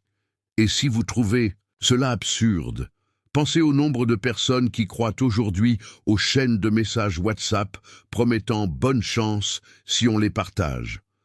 La crédulité humaine est éternelle. Elle ne change que de plateforme. La superstition est éternelle, car l'incertitude l'est aussi. Mais curieusement, cette spiritualité a apporté quelque chose de positif. Les premiers symboles. Peinture corporelle, marques sur les pierres, objets étranges conservés comme un talisman.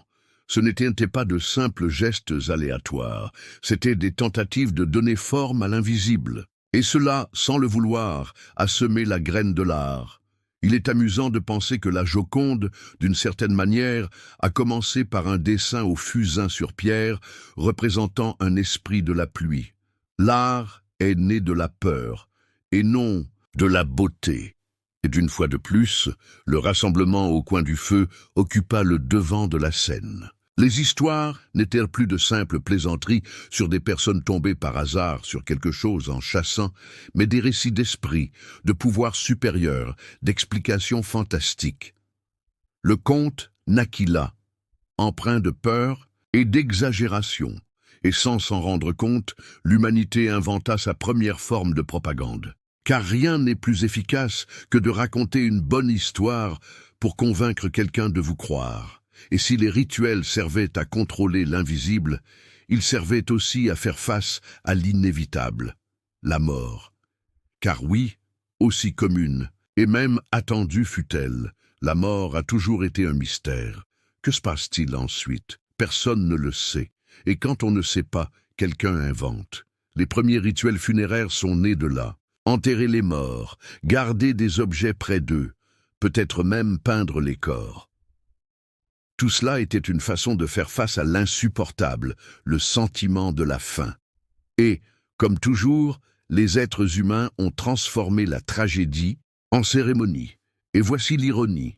Même sans rien comprendre, les premiers humains refusaient déjà d'accepter l'évidence. L'idée que la vie se termine tout simplement était insupportable. Ils ont donc inventé des histoires de continuité, d'esprit, de vie après la mort. C'est la même logique qui sous-tend aujourd'hui les théories de la réincarnation, du paradis, de l'enfer ou du multivers. La différence, c'est qu'à l'époque, l'explication ne venait pas des livres sacrés, mais des grognements autour du feu et de l'imaginaire collectif. Et si vous pensez que c'était une perte de temps, pensez à l'impact psychologique. Savoir que votre ami décédé était parti ailleurs était peut-être le seul moyen de continuer le lendemain. Le rituel donnait un sens à la douleur, et ce sens donnait la force de survivre. C'était peut-être la plus grande invention de l'humanité à ce jour, le réconfort. Ce n'était pas réel, mais cela fonctionnait. Et au final, c'est ce qui compte. Bien sûr, comme tout ce que les humains inventent, les abus ne tardèrent pas à suivre. Si certains croyaient aux esprits, d'autres les utilisaient pour acquérir du pouvoir. Le chaman ne se contentait plus d'interpréter les signes, mais dictait aussi ce qu'il fallait faire ou ne pas faire. C'est ainsi qu'émergent les premières règles sociales fondées sur la croyance. Ne bois pas cette eau, car l'esprit est offensé. Ne mange pas ce fruit, car il porte en lui une malédiction. Parfois, il s'agissait de conseils utiles déguisés en superstitions. Parfois, ce n'étaient que des excuses commodes pour manger plus de viande seule. La religion, dès lors, était à l'origine une sagesse pratique mêlée à une manipulation flagrante. Rien de plus humain. Et n'est-il pas curieux, que même des millions d'années plus tard, nous suivions toujours cette logique. Nous croyons toujours à des interdits arbitraires. Nous suivons toujours des leaders charismatiques qui promettent des explications. Nous inventons toujours des histoires pour donner un sens à l'incompréhensible. La technologie a évolué, mais l'état d'esprit reste le même. Nous continuons à tourner autour de feux de joie invisibles, mais nous les appelons désormais tendances virales. Au milieu de tout cela, les rituels renforçaient également l'identité du groupe. Ceux qui participaient se sentaient appartenir à quelque chose de plus grand. Ceux qui n'y participaient pas étaient exclus et regardés avec suspicion. L'exclusion sociale est née parallèlement à la spiritualité. Si aujourd'hui on vous exclut pour ne pas avoir suivi une tendance ou une opinion populaire, à l'époque, vous étiez simplement abandonné dans la savane. L'effet était le même. Être en dehors du groupe signifiait perdre protection, nourriture et presque toujours vie.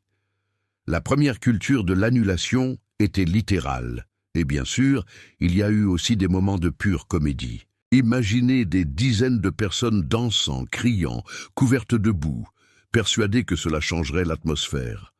Impossible de ne pas rire devant cette scène, jusqu'à ce qu'on se souvienne que nous faisons encore des choses très similaires. Aujourd'hui, nous n'avons changé que l'esthétique. Au lieu de porter de la boue, nous portons des vêtements de marque. Au lieu de danser autour du feu, nous faisons la queue au lancement de téléphones portables. La chorégraphie change, mais l'instinct reste le même. Croire qu'un geste collectif peut changer le cours de la réalité.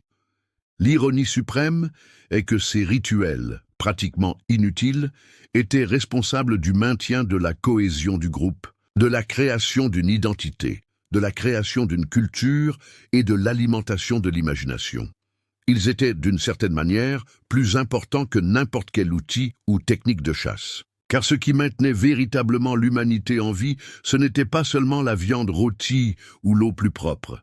C'était la capacité de croire aux histoires, de rire de l'absurde, de danser au cœur de la tragédie. Autrement dit, c'était transformer le chaos en récit. Et, soyons honnêtes, c'est ce que nous faisons encore aujourd'hui. La différence, c'est que nous racontons désormais nos histoires à travers des vidéos, des podcasts et des séries. Mais l'essentiel reste le même. Nous devons croire en quelque chose de plus grand que du pain rassis et de l'eau douteuse. La croyance aux esprits, qui n'était au départ qu'une tentative désespérée d'expliquer le tonnerre et de justifier la disparition du dernier morceau de viande, acquit bientôt une fonction encore plus délicieuse pour l'âme humaine. Le épouvoir. Car s'il est une chose qui traverse les millénaires avec plus de force que la faim, c'est la soif de dominer les autres. Et dès que quelqu'un comprit qu'il pouvait manipuler l'imaginaire collectif pour obtenir davantage, le jeu commença. Le chaman, qui n'était autrefois qu'un homme peint en argile dansant d'une manière étrange, devint le premier PDG de l'histoire. Seulement, au lieu de rapports financiers, il délivra des prophéties improvisées et, au lieu de réunions d'équipe, il organisa des cérémonies agrémentées de cris et de fumée. Le fait est que, aussi absurde que cela puisse paraître, cela a fonctionné. Après tout, comment argumenter avec quelqu'un qui prétend parler au nom de forces invisibles? Impossible de gagner ce combat. Si vous n'êtes pas d'accord, vous ne vous battez pas seulement contre cette personne, mais contre le cosmos tout entier. C'est l'équivalent préhistorique de quelqu'un qui dirait aujourd'hui « j'ai vu ça sur Internet, donc c'est vrai ». Aucun argument logique ne résiste à cela. Ainsi, le leadership spirituel s'est inextricablement lié au leadership social.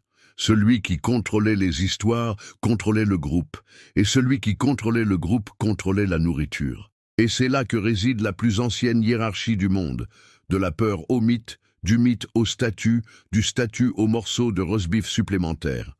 Ce mariage de superstition et de pouvoir a engendré les premiers signes d'organisation sociale. Soudain, la survie ne suffisait plus, l'obéissance était nécessaire.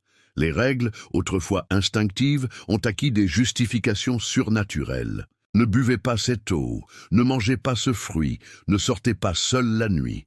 Non seulement parce que c'était dangereux, mais parce que les esprits n'aiment pas ça. Il est curieux de constater que les êtres humains ont toujours préféré obéir à un mystère plutôt que d'admettre leur propre stupidité. Dire « ne nagez pas dans cette rivière parce qu'il y a des crocodiles » n'a pas autant de poids que « ne nagez pas dans cette rivière parce que l'esprit de l'eau vous arrachera l'âme ». L'un est un conseil pratique, l'autre une campagne. Marketing à vocation émotionnelle. Devinez lequel a eu le plus de succès. Et puis le groupe s'est transformé. Des rôles ont émergé, même s'ils restaient informels. Le chaman, le chasseur, le cueilleur, la femme qui savait quelle racine ne tuait pas instantanément, celui qui construisait les meilleurs abris. Chacun occupait une place, mais la différence était nette. Celui qui parlait aux esprits avait plus de privilèges que celui qui passait ses journées à marteler des pierres pour aiguiser une pointe de lance. L'inégalité sociale est née autour du feu de camp, peint de cendre, et justifiée par des cris cosmiques. Et, comme toute inégalité, elle s'accompagnait de compétition. Car avoir un chaman ne suffisait pas. Un autre apparaissait toujours, et prétendant avoir lui aussi des visions. Soudain, le feu de camp devint le théâtre de disputes théologiques improvisées, chacun essayant de prouver que sa version des esprits était la plus convaincante. En bref, le premier débat religieux de l'histoire fut probablement celui de deux hommes couverts de boue qui hurlaient pour voir qui crierait le plus fort. Le reste du groupe observait, perplexe mais respectueux, car on ne sait jamais lequel. Des deux avaient raison. Et bien sûr, il y avait toujours ce spectateur sceptique en arrière-plan qui se disait « tout ça juste pour voir qui aura la patte du sanglier ». Mais ne vous y trompez pas, ce conflit a eu de réelles conséquences. Car contrôler le récit signifiait contrôler les décisions du groupe. Où migrer, quoi chasser, qui punir, qui honorer. Et lorsqu'on réalise qu'on peut dicter ces directives, on découvre inévitablement l'outil le plus puissant que nous ayons jamais inventé, la peur collective. La même peur qui a poussé quelqu'un à offrir son dernier morceau de viande à un esprit pouvait aussi servir à maintenir l'unité. C'était l'embryon du pouvoir politique, enveloppé dans une peau d'animal et peint au fusain. Et rien de tout cela n'aurait prospéré sans la guerre. Non pas la guerre au sens moderne du terme, avec des armées organisées et des stratégies complexes. Mais la confrontation entre groupes voisins était inévitable. Car, soyons honnêtes, si le pain était déjà dur à 10, imaginez à 50. Bientôt, les disputes territoriales, le gibier et l'eau suspecte donnèrent naissance aux premiers affrontements. Et la superstition devint encore plus utile. Car si l'on risque sa vie pour se battre pour un morceau de terre, mieux vaut croire que les esprits sont de son côté. La spiritualité devint le carburant de la violence. Les premiers cris de guerre n'étaient pas seulement des sons destinés à intimider, mais des invocations à des forces invisibles qui légitimaient le massacre. Et c'est là que réside l'ironie suprême. Les mêmes rituels qui unissaient le groupe intérieurement servaient à justifier le massacre de ceux qui en étaient extérieurs. Le feu qui réchauffait s'enflammait aussi. Le chant qui unissait terrifiait aussi. Et l'humanité découvrit que croire aux histoires l'aidait non seulement à supporter le froid, mais lui donnait aussi le courage d'égorger son prochain. La religion, à ce stade primitif, avait déjà démontré tout son potentiel. Unir, diviser, consoler, manipuler et tuer. Un ensemble complet, sans retour possible. Dès lors, l'organisation sociale s'est sophistiquée. Ceux qui chassaient bien gagnaient le respect, mais ceux qui inventaient de belles histoires gagnaient en pouvoir. Ce n'est pas si différent aujourd'hui. Le programmeur qui crée une application utile est valorisé, mais ceux qui vendent l'idée avec charisme deviennent milliardaires.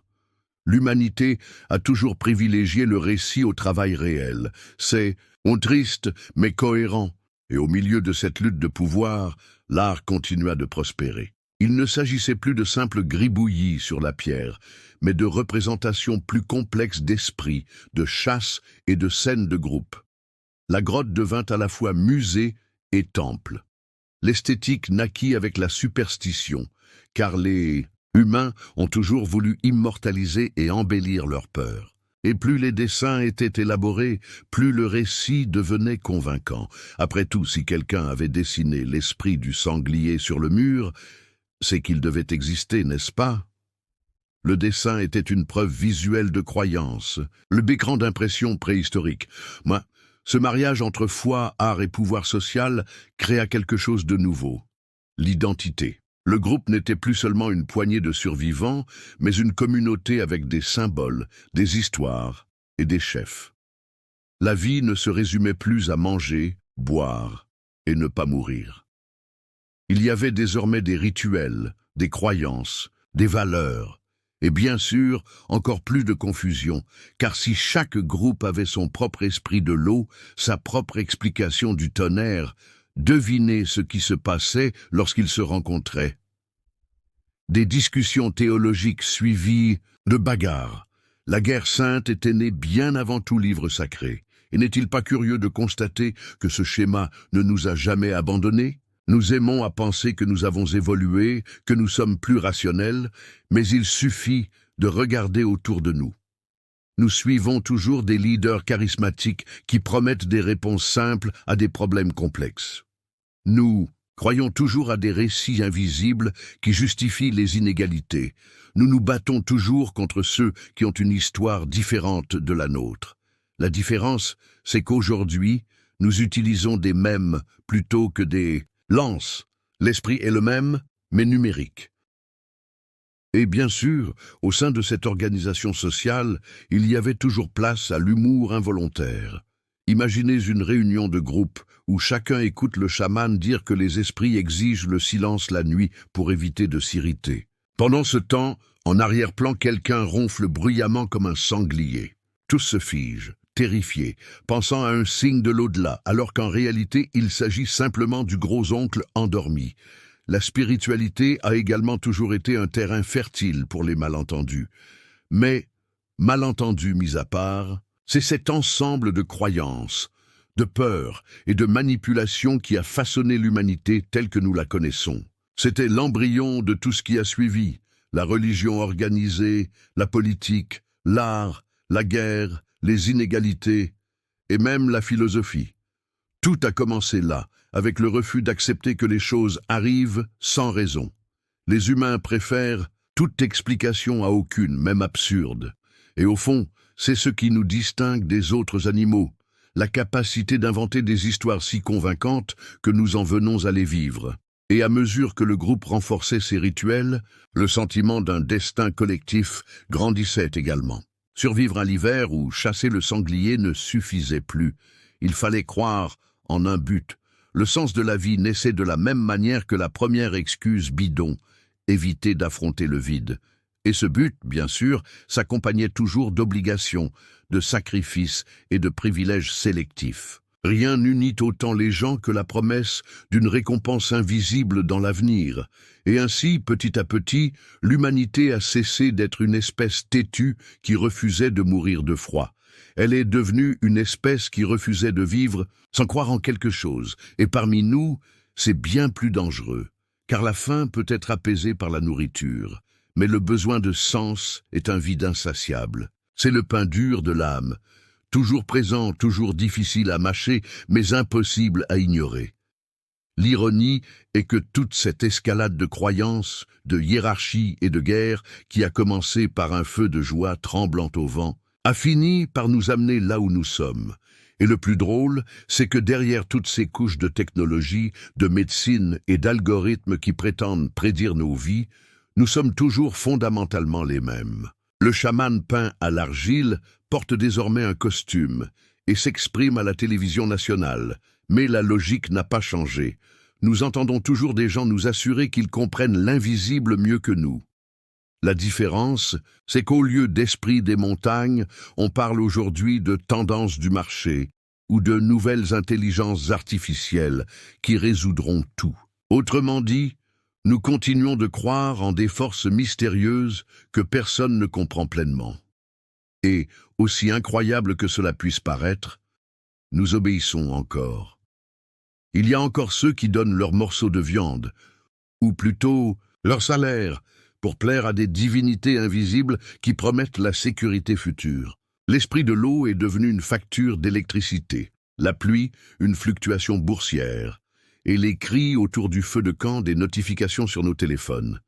C'est une continuité presque poétique, si elle n'était pas si déprimante. Le pain dur que nous mâchions en hiver est maintenant le retard de paiement de notre carte de crédit, tout aussi difficile à avaler, tout aussi inévitable. Et l'eau suspecte, qui autrefois aurait pu contenir des parasites, est désormais vendue dans des bouteilles coûteuses, mais personne ne peut garantir qu'elle ne nous empoisonne pas lentement d'une autre manière.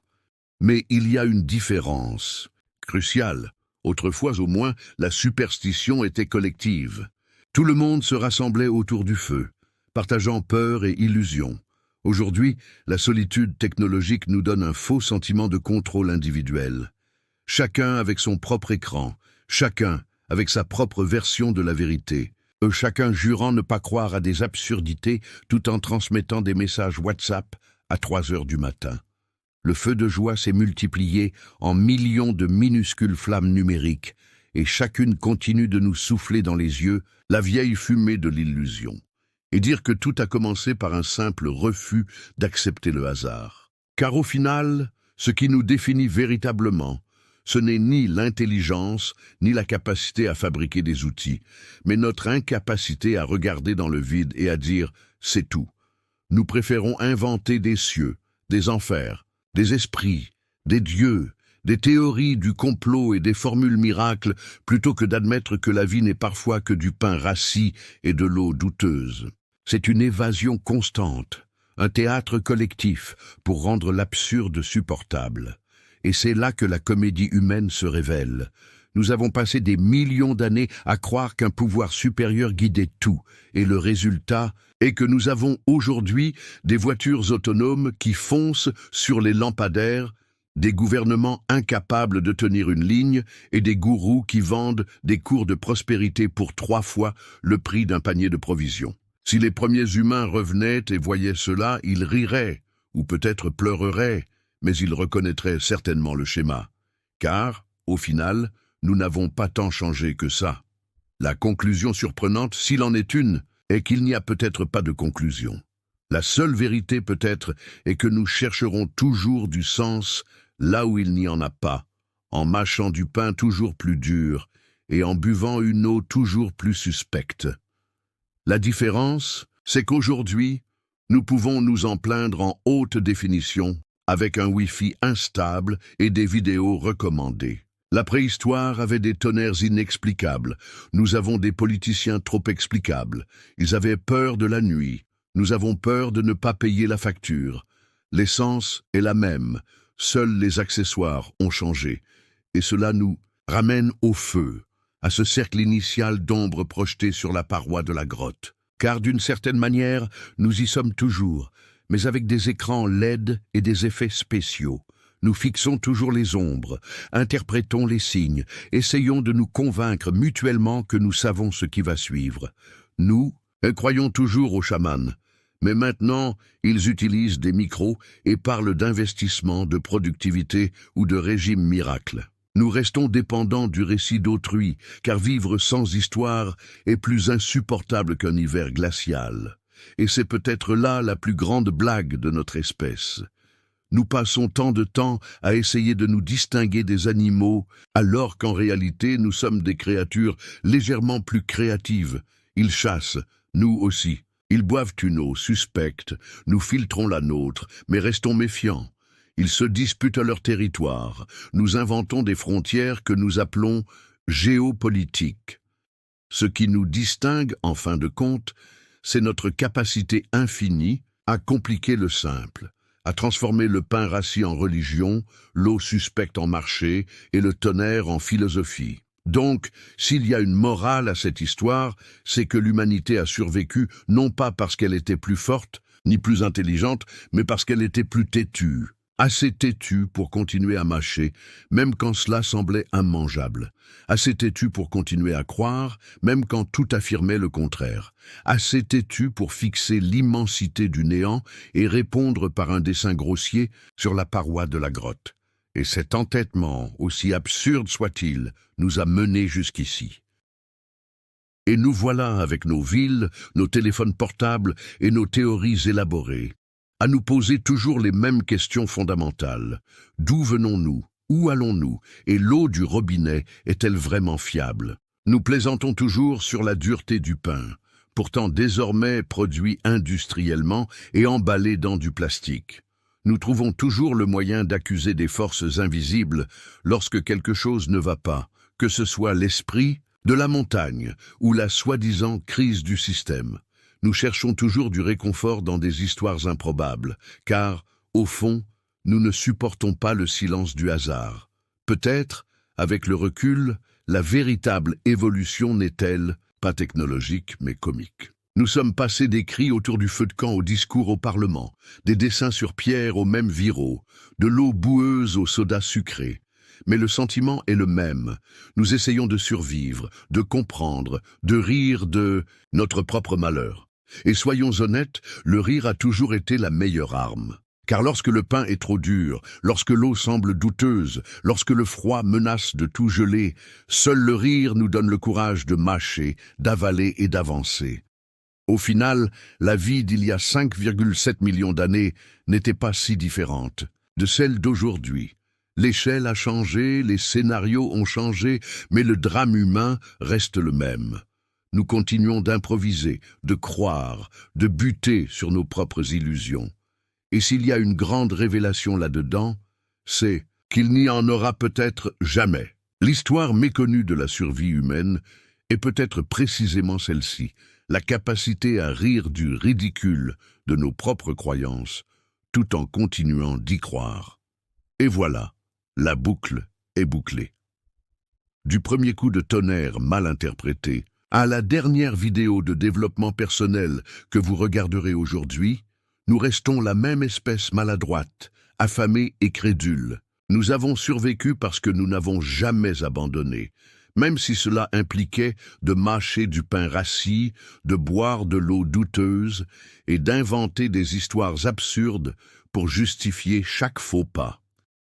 Et si ce n'est pas du génie, c'est au moins assez drôle pour que le feu ne s'éteigne jamais.